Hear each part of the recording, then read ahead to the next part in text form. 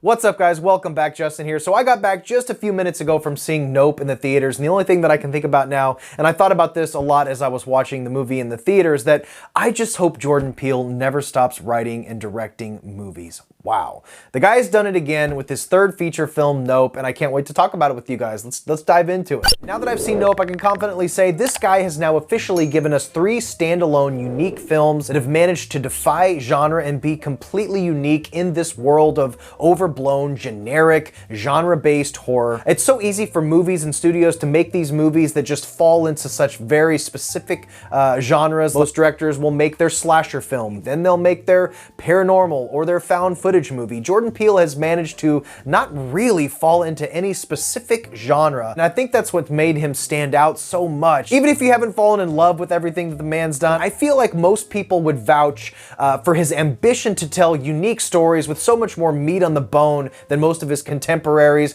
especially in the Blumhouse universe that seems to be dominating mainstream horror. And that leads me into the stuff that I loved about Nope specifically, and the first up being mystery. Now when it comes to mystery, by the way, I'm not going to go too much into the plot or details of this movie. Please just go into this movie blind. Just go into the theater. With Get Out and Us, and now with Nope, Jordan Peele has a unique way of setting his films up in a way that sort of leads you to have certain expectations where you think you might know what you're getting into, but then at some point in all of his movies, the rug is just ripped out from under you, the wool is pulled from over your eyes, and all of your expectations are just demolished, and you are left with something you've never seen before. And the movie ends up in a completely different place than you thought it was going to when you started watching it. You may think you know what this movie's about. I assure you, you do not. This leads me to the second thing that I really loved about this movie, and this is where I'll touch on just a little bit of plot, but I'm not going to go too deep into that. But what I loved about this movie is it centers around family, a brother and a sister, OJ, that's his character's name, and Emerald. And the reason I do like movies who focus on main characters that are family as opposed to just being boyfriend and girlfriend or husband and wife is when you have family, you have this built-in rich history. You know, these two people have been through whatever they've been through in their lives together.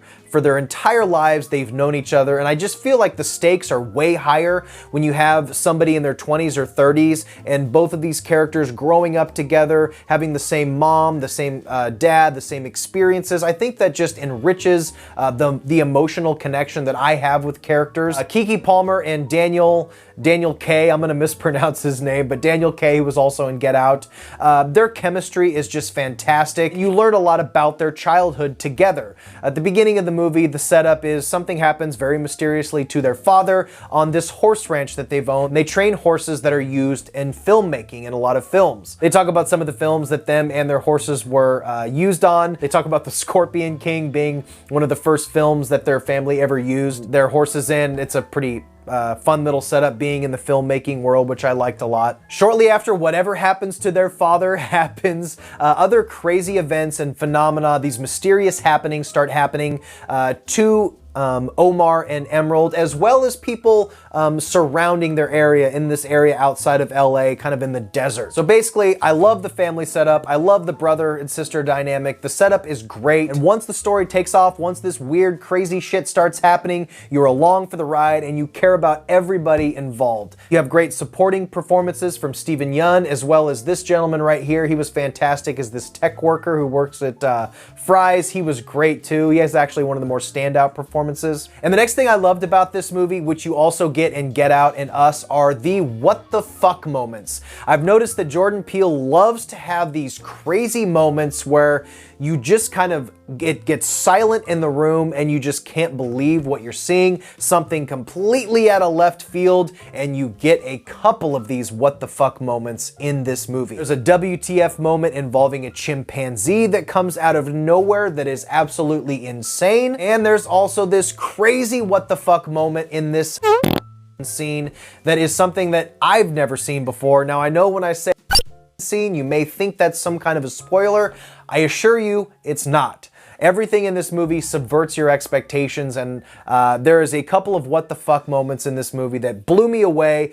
you could hear a pin drop in the theater, and I'm so glad that he injects these moments that sort of break the monotony of the movie, and it's just absolutely insane, and I loved every moment of these crazy moments in all of his movies, but in Nope, we have a couple of them, and they're amazing. Now, when it comes to criticisms of this movie, I do have a couple. One is a similar criticism that I had to Us, and that I feel like there's a couple plot holes that I'm not going to spoil anything here. There is a couple of moments where I thought to myself, well, if this happened, then why didn't it happen here? Or if this didn't happen, why did it happen before? There's a couple of those small plot hole elements that those kind of bother me a little bit, but not enough to fully take me out of the movie and not enough to give this movie a negative review whatsoever. And the second critique that I would say, the movie runs a little long, and although I don't always have issues with movies just purely because of length, I do feel like the front end of the movie could have been edited in a way that made it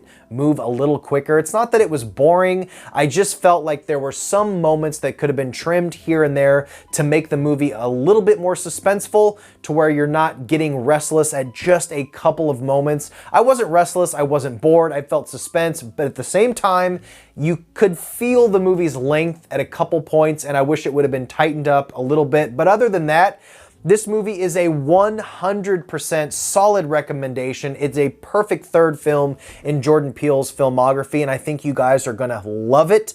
Man, it's a toss-up whether this is number 2 or 3.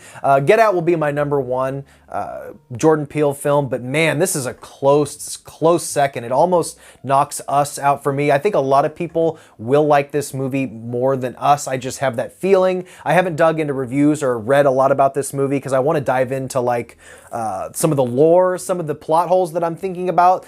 Maybe they were explained. Maybe I just haven't, maybe I need to see it again. But I'm really excited to dive into other people's thoughts about this movie. I know not everybody was as big of a fan of Us as they were for Get Out. So for those folks, I think this will definitely kind of redeem Jordan Peele for you. If you didn't like Us, I think a lot of people will really love Nope. So guys, let me know if you guys have already seen this movie. Let me know in the comments what you thought of it. I absolutely loved it. I give it a high recommendation. It's a fantastic movie. And like I said, this movie's not going to be what you're expecting. It's really good and unique, and I think it's gonna rip the rug out from under you like it did for me, guys. So I think we're done here. Stay weird. Remember to always be yourself, and I will see you in the next one. Bye.